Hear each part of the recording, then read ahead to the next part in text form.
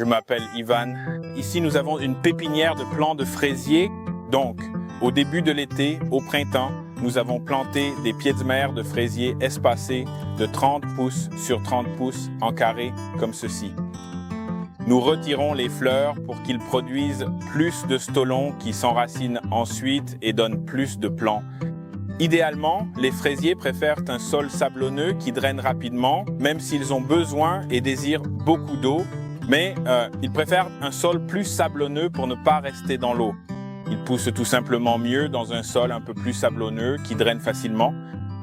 Donc ici, on voit, ils ont complètement tout recouvert, mais au début de l'été, ils étaient espacés de cette distance les uns des autres et aussi de cette distance d'une rangée à l'autre.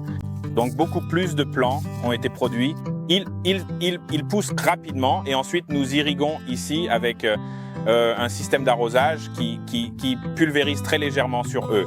C'est plutôt comme une sorte de brume.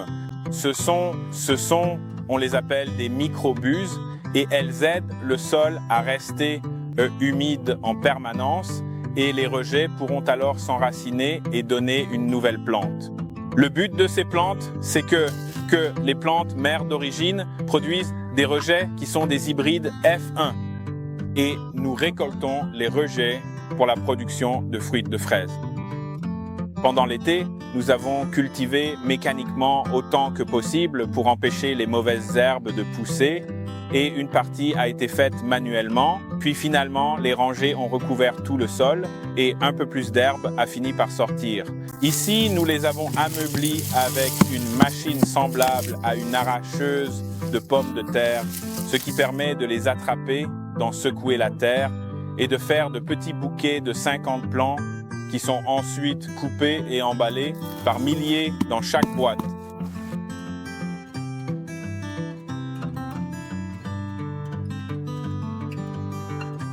C'est cela que nous recherchons. Ces plants qui ont poussé à partir de la plante mère, qui à partir des rejets et qui ont finalement pris racine et sont devenus de petites plantes. Ceux-ci serviront à la production de fraises.